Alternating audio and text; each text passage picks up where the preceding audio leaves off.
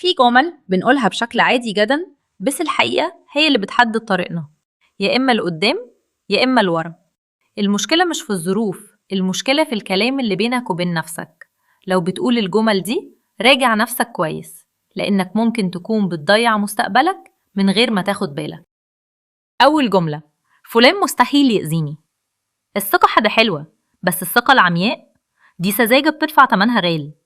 الناس بتتغير، واللي بيشوفك كتاب مفتوح بيعرف يوصل لنقط ضعفك بسهولة. تاني جملة: أنا حظي وحش.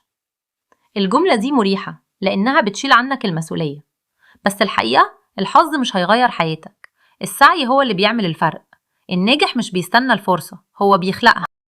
تالت جملة: هستنى لما الظروف تبقى مناسبة. مفيش حاجة اسمها وقت مناسب، في ناس بتبدأ وناس بتأجل، والتأجيل أكتر حاجة بتسرق عمرك بهدوء. رابع جملة: أنا مش جاهز. عمرك ما هتبقى جاهز 100%، البداية هي اللي بتجهزك، كل خطوة هتعلمك، بس لازم تمشي الأول. خامس جملة: أنا كده كويس. دي أخطر جملة ممكن تقولها لنفسك، لأنها بتوقفك مكانك، بتقتل طموحك، وبتوهم نفسك إنك راضي وإنت أصلا مش بتاخد خطوة في حياتك. مفيش نمو، مفيش تطور، مفيش طريق جديد. سادس جملة: خايف أجرب. الخوف طبيعي، بس الاستسلام ليه هو اللي بيحبسك ويخليك تتجمد مكانك وتندم على الفرص اللي ضيعتها بسبب الخوف. كل فرصة ضاعت كانت وراها خوف. سابع جملة: دلوقتي مش وقتي. الجملة دي شكلها منطقي بس خطيرة، لأنها بتخليك تأجل من غير نهاية، وكل مرة تقولها بتبعد خطوة عن اللي انت عايزه. ابدأ دلوقتي والنتائج هتحصل في وقتها. تامن جملة: أنا مش فاهم دلوقتي، يبقى استنى للآخر. مش لازم تفهم كل حاجة عشان تبدأ، لأن الفهم بيجي وانت ماشي، إنما الانتظار بيضيع وقتك وبيخليك مكانك. تاسع جملة: أنا خلاص فشلت. في ناس بتشوف الغلطة نهاية الطريق، مع إنها في الحقيقة جزء من الطريق. الفرق بين اللي بينجح واللي بيقف إن واحد بيكمل والتاني بيستسلم. عاشر جملة: مفيش حد هيساعدني.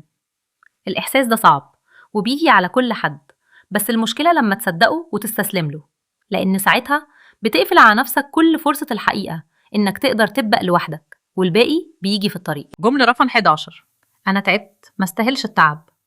كل طريق ليه تمن، والتعب جزء منه، بس الجملة دي بتخليك توقف في نص الطريق وتنسى انت بدأت ليه من الأول. اللي بيكمل هو اللي بيوصل. جملة رقم 12: أنا محدش بيدعمني. شعور بالعزلة طبيعي، لكن استسلامك ليه يوقفك عن البحث عن فرص. القوة الحقيقية إنك تبدأ بنفسك وتخلق دعمك بنفسك. محدش هيسقفلك وانت لسه بتسعى، فبلاش تستنى تشجيع ودعم من حد. الجملة رقم 13: أنا ضعيف ومبتدئ، مين يثق فيا؟ ساعات بنقسى على نفسنا أكتر من أي حد، وبنحكم على نفسنا بالفشل قبل ما نجرب، بس الحقيقة الثقة مش بتيجي الأول، الثقة بتيجي بعد ما تبدأ. الجملة رقم 14: مش هقدر أعملها. الجملة دي بتقفل باب قبل ما يتفتح أصلا، بتحكم على نفسك من غير تجربة، وبتدي لعقلك إشارة إن مفيش أمل، مع إن الحقيقة إنك تقدر، بس محتاج تبدأ. في الآخر الموضوع مش جمل وخلاص، كل كلمة بتقولها لنفسك بتحدد القرار اللي بعدها، والقرار هو اللي بيحدد طريقك.